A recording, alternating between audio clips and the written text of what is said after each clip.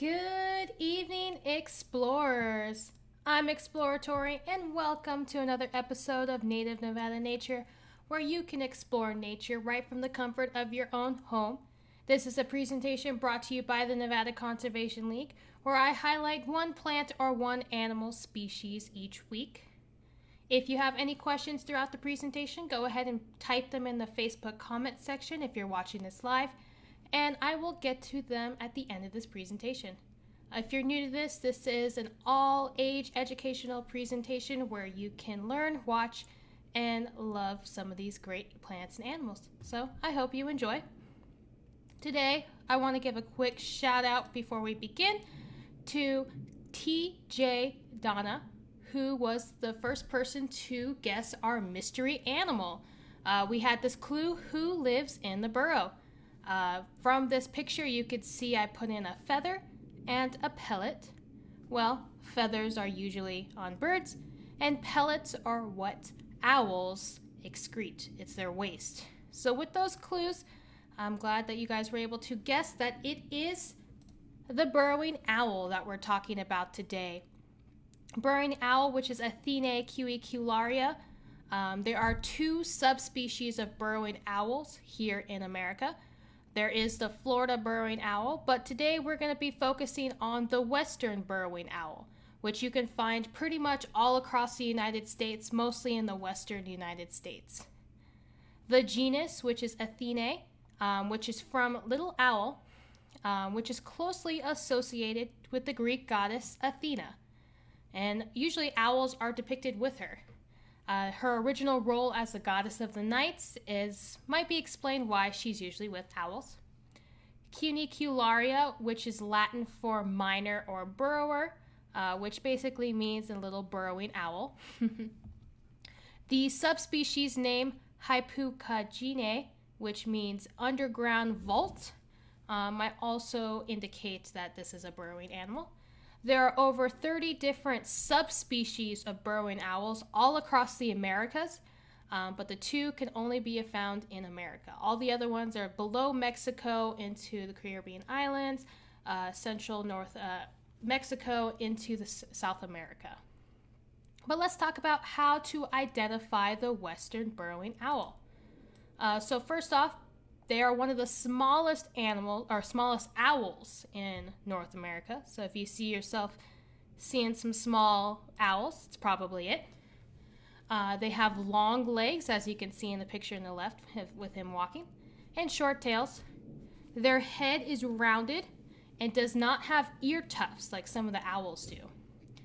You can see this little size chart I have right here. It's about the size between a sparrow and a crow. They are sandy colored. They have sandy colored heads, backs, and wings. The breast and belly are white to a cream color with those striping. You can see the barring on the wings. Has a chin stripe, white chin stripe, white eyebrows, yellow eyes, and the females are sometimes darker than the males, so usually they look very similar. All the descriptions I just gave you are for the adults. The juveniles are known to have less molded or less striping, and they have puppy white underparts and wing patches. You can kind of see a juvenile in the corner of the left-hand picture. Their body length is anywhere between 7 to 11 inches, and they have a wingspan of about 20 to 24 inches. And they weigh approximately 6 to 8 ounces. These guys are very light. Unlike most owls, burrowing owl males are slightly heavier than females and have a longer wingspan. But the clear indication that you have a burrowing owl is the burrow. Although these small owls can dig their own burrows for shelter and nesting, they often use burrows that have already been created and abandoned by other animals, such as badgers, ground squirrels, desert tortoises, gopher tortoises, prairie dogs, coyotes, and foxes. Usually the Florida owls will dig their own burrows, and western burrowing owls will borrow the other burrows. Generally, burrows are 3 to 3.7 meters in length and they are angled downwards so that sunlight cannot reach the bottom of the burrow. Of course, the design of the burrow ultimately depends on who builds it and who makes it. They are very adaptable and when it comes to burrows, and sometimes will use man-made structures such as pipes or culverts.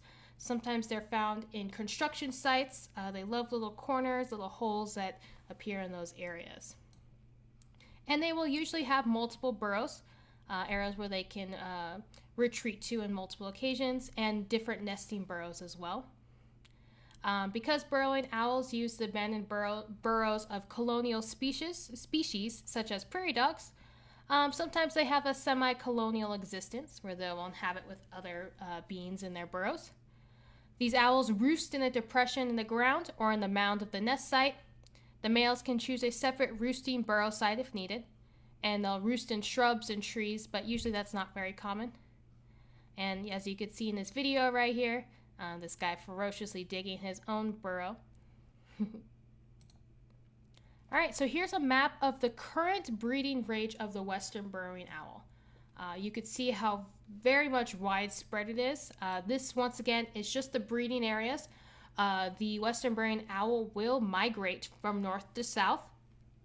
If they are in areas of cooler weather or areas where the temperature doesn't fluctuate, a lot of times in California, sometimes here in southern Nevada, they will stay in that same area and not migrate. But usually they will migrate in different areas that have fluctuating weather patterns. They range from Central America down to Honduras, along the east coast of Central America and east of Texas and Louisiana. They also continue northward from the west coast to Central America and just south of the borders of Arizona and New Mexico. They have year-round populations that extend through the Baja Peninsula in Southern California, and their breeding range extends to the prairies of southern Alberta, Saskatchewan, and Manitoba, Canada. There's a resident population in the central and south Florida, and that's the Florida burrowing owl. But let's talk about habitat. What are they looking for when they are trying to make a burrow or reside in a burrow? Burrowing owls live in open habitats with sparse vegetation.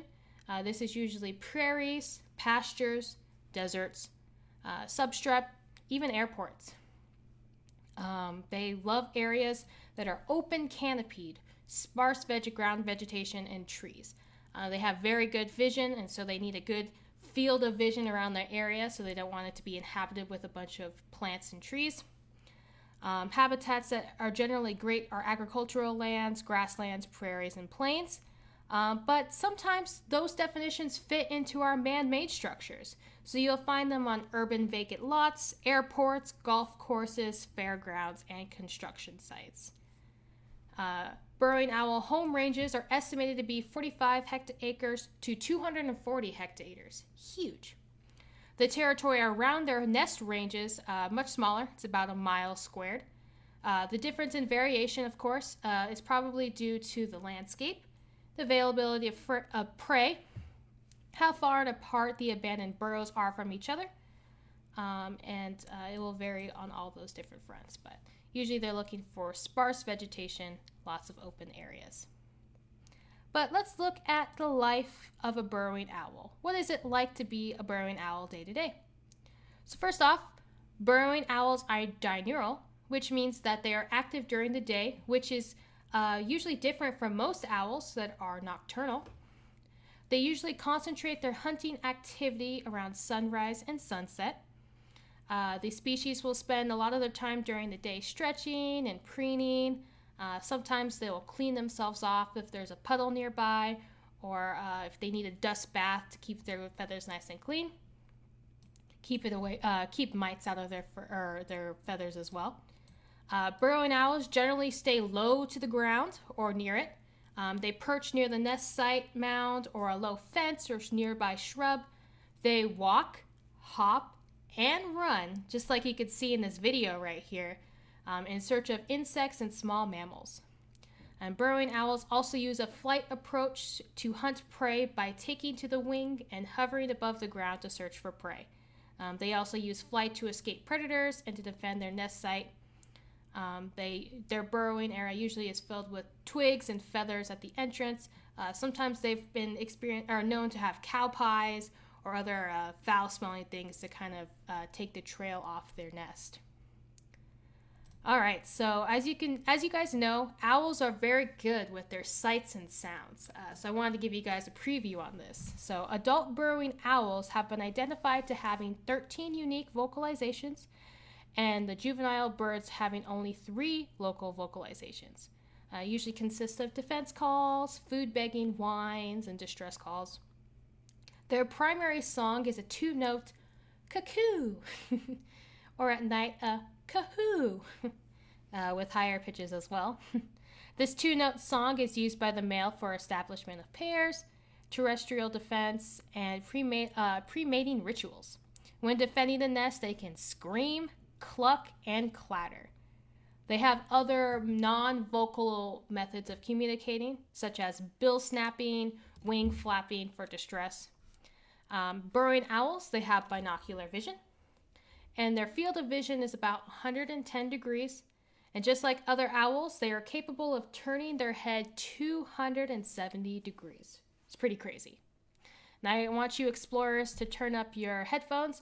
I want to let you guys hear and experience the sound of a burrowing owl.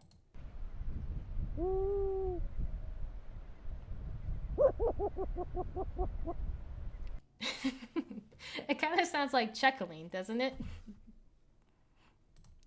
All right, let's talk about the breeding season. So the breeding season for burrowing owls is early February to late May, depending on the geographical region. May be different depending on the weather, if it's longer winters, warmer summers. They breed annually, and they are monogamous, meaning they only breed one mate at a time. In areas where they stay year-round, such as California and southern Nevada, they have been shown to mate for life. When they breed back and forth and migrate north to south, they tend to not do that. Courtship can include singing, preening, and a presentation of food by the male. There have been also seen quick flight displays, followed by hovering and a swift descent. This pattern is repeated several times, and the male displays and calls the female when she arrives. And the male mounts her, and the act is completed within seconds. Burrowing owls can have more than one clutch in a season, but usually it's not normal. They can have between 2 and 12 offspring annually. Each egg hatch time is about 28 to 30 days, and the birth mass of a little hatchling is about 8 to 9 grams. Very small, very cute. Burrowing owls will defend their burrow nests and increase their aggression as the eggs hatch. The parental roles for the burrowing owls, they do have those. So the male's role is to hunt. They're feeding himself and the female. The female, of course, will lay the eggs and incubate the eggs and takes care of all the brood work. Male doesn't do anything. No, I'm just kidding. The male will bring the food to the burrow and transfer it to his mate, and she will feed herself and tear off pieces to feed the little chicks. The female will not stray from the young until they are able to thermal regulate or keep themselves warm. And the female will start to stray farther and farther away from the burrow and start hunting and foraging when the chicks are about 2 weeks old and they become less dependent. The fledglings are independent at around 45 to 53 days, and they reach sexual maturity at about 10 months. So after that, they are able to lay their own eggs and produce their own broods. Sometimes the burrowing owls will redistribute their chicks into more than one burrow after they hatch, so predators cannot kill the entire family. Very smart birds. 2 owls at the entrance of a burrow is a very good indication that a burrow is a nest site. One owl may disappear or reappear over a period of time. That is usually the female. She may have gone below to lay the eggs or may be emerging to assist the male with hunting for food for the chicks. An owl observed carrying food to a burrow is also a very good sign that there is an active nest. The owl is most likely the male providing food for the female for the incubating eggs.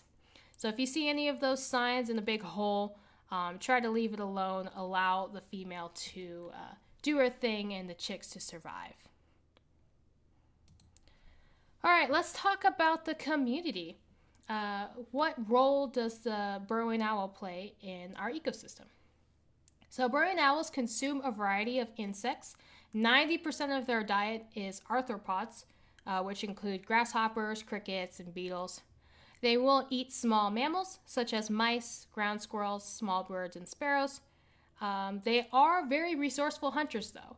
They will adapt based off of seasonal changes, and they are dependent on the population density of other animals, so they will eat anything else from like snakes, lizards, bats, earthworms, etc. They are actually seen as having an ecosystem role. They have an important role of maintaining a balance in populations of their prey, both small insects and mammals, and also that they serve as prey themselves. There have been showing ripple effects through the ecosystem when there are no longer burrowing owls present. Population increases of these insects, some of them carrying diseases, and a decline in the predators that depend on them for predation. Speaking of which, their burrowing owls are a choice prey for a lot of different birds of prey. These include peregrine falcons, prairie falcons, red-tailed hawks, Cooper's hawks, bald eagles, etc., etc. These are all raptors, big hunting birds that love to eat burrowing owls. They have other predators that include foxes, coyotes, domestic cats and dogs. It's sad, I know.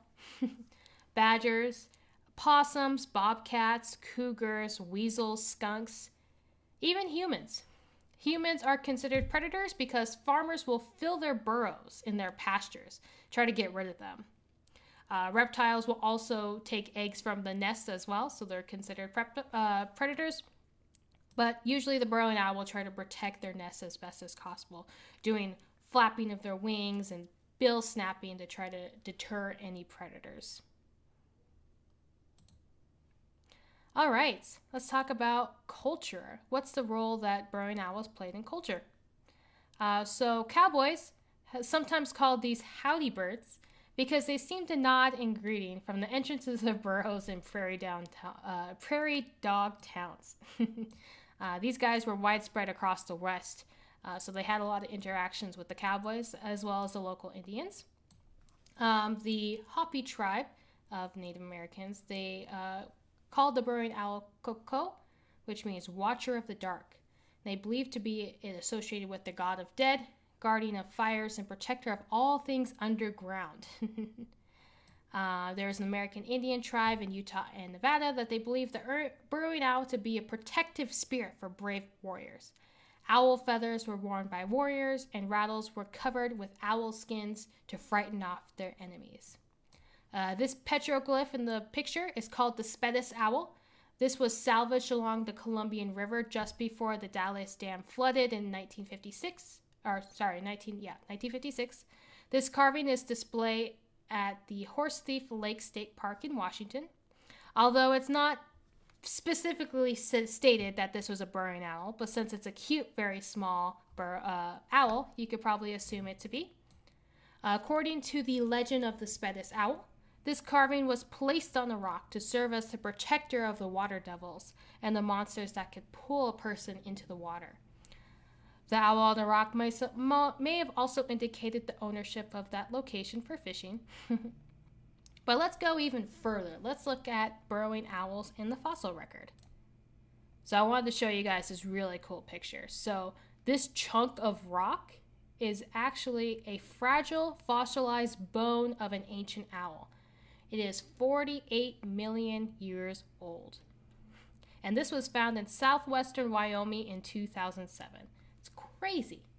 You can see the penny in the middle just to indicate the size of it. It's much smaller than it looks.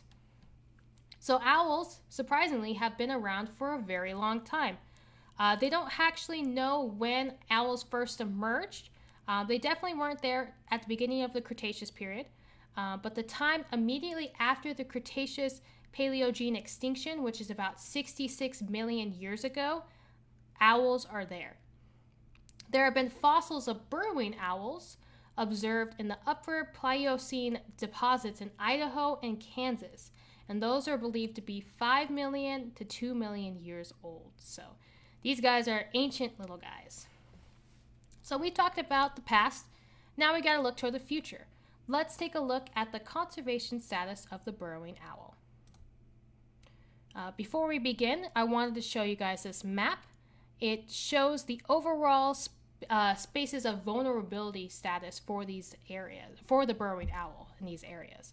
As you can see, as it gets darker, closer to red, the range is lost for the burrowing owl. This is huge in Florida with the Florida burrowing owl. And all across the southwestern United States down into Mexico. A lot of red, even in southwestern Nevada. So it looks like burrowing owl areas are depleting, and this has been observed as populations declining. So currently on the red list, it is listed as least concern for the western burrowing owl. Burrowing owls are protected by the Migratory Bird Treaty Act of the United States and Mexico. Protects them during nesting sites as well, so you can't disturb their nest. It is illegal to do so. They are listed as endangered in Canada, threatened in Mexico, and they are considered by the U.S. Fish and Wildlife Service to be a bird of conservation concern at the national level, and in 3 different fish and wildlife regions, and in 9 bird conservation regions. At the state level, the burrowing owl is listed as endangered in Minnesota, threatened in Colorado, and a species of concern in California, Montana, Oklahoma, Oregon, Utah, Washington, Wyoming. You get the point that so many different areas across the United States are coming together, realizing that this bird is declining and they need to do something about it. It is a bird of conservation concern. So it's been somewhat the bird of conservation effort, the symbol of conservationism here in the United States. And this is mainly due to the fact that humans are the biggest threats to the burrowing owls.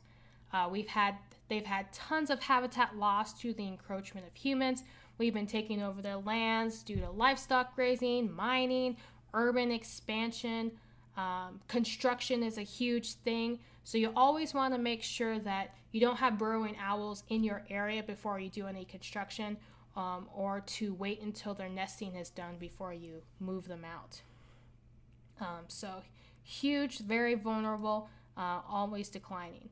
And there's been shown for economic importance in keeping the burrowing owl. It seems to have a positive relationship with humans, which might also encourage conservation efforts for them.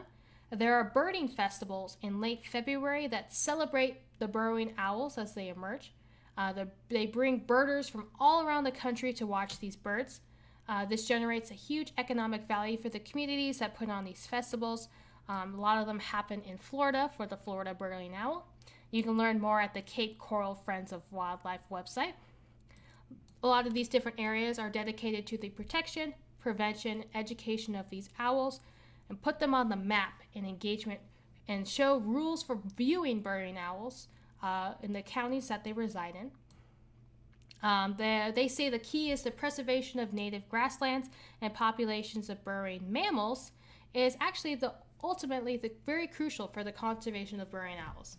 Makes sense. A lot of times the burrowing owls are utilizing those mammal dens and those mammal burrows for their own homes. So efforts to maintain and increase populations of burrowing mammals through reduction of lethal control programs and landowner and land manager education should be undertaken, and that will help with burrowing owl populations as well. There are other things that are being done. For instance, a lot of state agencies, parks, etc. are building their own burrowing owls, little burrows, little artificial burrows made out of tubes and piping, because it's been shown that burrowing owls will use these artificial burrows readily.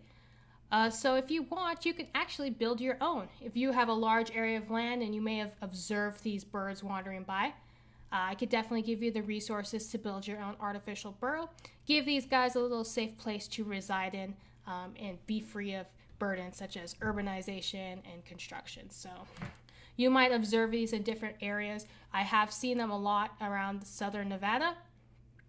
So if you ever see a pipe dug into the dirt, kind of looks like someone purposely put it in with rocks and gravel over it. Please leave them alone, especially if you observe anything around it that would indicate a burrowing owl's presence, like poop or pellets or anything like around it, cow pies, anything that would deter predators. Please leave it alone. Respect the burrowing owls. Let them do their own thing and survive in these areas. All right, I'm going to open it up to questions. If anybody has any questions about burrowing owls, the Migratory Bird Treaty Act, the Florida burrowing owl, anything, just go ahead and post them on the Facebook comment section now.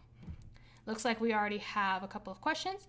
What degree of protection does the burrow provide from the summer heat? Lots. Just by going down deeper into the ground, even about a foot or two provides like 20 degrees cooler air than what you'll find in being out in the open. So it definitely helps a lot.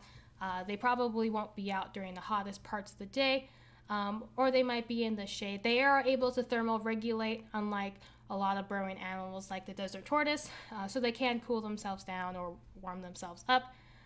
But the burrow definitely offers them a lot of protection, a lot of shelter from the shade, and that's why a lot of desert animals do burrow out here, because they need that protection from the heat. Why are they ground-based instead of being normal owls? That's a very good question, and I did a lot of research on that specific question, and the best I could find is that this was an unused evolutionary trait that they devoted it. Burrowing owls are one of the only small predatory birds or predatory birds of prey that actually burrow. And so I think this was a key evolutionary niche that nobody was utilizing, all these empty burrows, and they came into it very early on. They're very small, so they're very easily able to crawl into small areas, and they utilized it. Burrowing owls, as I said, there's over 30 different subspecies, and they're all across the Americas. So they specked into that area and thrived and moved all across this area. So that's the best thing I can find. Burrows, as you can imagine, as opposed to nests that are in the tree, they offer a lot of thermal protection, which usually gives them a little bit more flexibility and range in areas that they can live in. So probably just a good idea for them, and they love it. Do big insects swarm like the Mormon cricket swarm a few years ago help or hurt the owl? Honestly, I would say it helps. I'm not exactly sure if they eat Mormon crickets. They are pretty big, but I would imagine that if it's nearby in their areas, they would definitely munch on it. So it helps them have a plentiful food supply. With enough food, they're able to brood more chicks, take care of them. So I definitely think it helps. I'm not necessarily sure if swarms, they can only eat so much at a certain time. But of course, the more food that's available, the more for them to be able to hunt and grab it and provide for them. So I would say so. Why do ranchers not like them? Well, just you gotta think about it from their perspective. If they have a bunch of holes in their ranch or their area, takes up livestock range, livestock area, it's not attractive. It's not, some people embrace it. A lot of these videos are actually from people's farms or people's areas, ranchers, that will, take camera photos and videos of these little guys. But sometimes they are considered a pest, invading their areas, digging holes, burrowing holes. And because they are protected by the Migratory Bird Treaty Act, if there is a nest found in their area, they are unable to move the burrowing owl, and they have to wait a certain amount of days for the chicks to fledge and leave the nest before they actually could do any activity in that area. And remember, I said it was about 44 to 53 days. So that means that if there's a nest found in their area, you have to clear away, I don't remember the exact number, it might be like 250 feet away from that nest until the nest or the birds have left the nest. Just it creates a lot of burdens for constructions, for ranchers, for people utilizing that land, more regulations that they have to deal with. So Unfortunately, when people have to pay, have to get jobs done, and now they have to wait 45 days for this chick to leave, it might give them some hard feelings. Can these guys be introduced to urban parks to help with bug control? I would probably say that a lot of them are already in urban parks. I have seen some at a lot of parks, like for instance, Floydland Park has a program where they build those artificial burrows. So a lot of parks are speccing into that, building that in. I've seen burrowing owls on the sides of roads, in small crevices, and areas where they shouldn't be.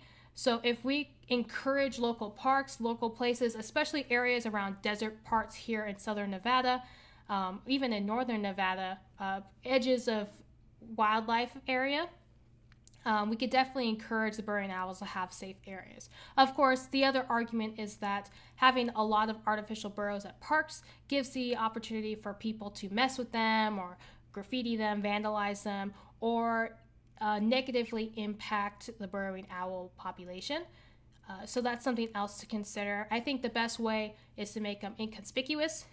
People just to think there are different culverts or some random pipe that was dug in there, so that the burrowing owls can utilize it without it being made that every single park has one. But I definitely would like to encourage the idea of urban parks, especially if they're right next to the wildlife in the areas that these burrowing owls have been spotted in. All right, I think that's all the questions. Thank you so much, guys, for participating. If you have any further questions or if I missed your question, I will be answering all the questions on the Facebook comment section after this anyway, so I will get to your question in a moment. But once again, I want to thank you guys for viewing me for these past couple of months, coming in and learning about different plants and animals. Sometimes people think that the desert is lifeless, no water, no food, no nothing. So it's nice to share the variety that our desert holds all across the entire state and show that, there's stuff to conserve, there's stuff here. We're alive, and it's beautiful, and it's varied, it's diverse. But the climate action team of the Nevada Conservation League will be shifting our focus to electoral work for the next 2 months.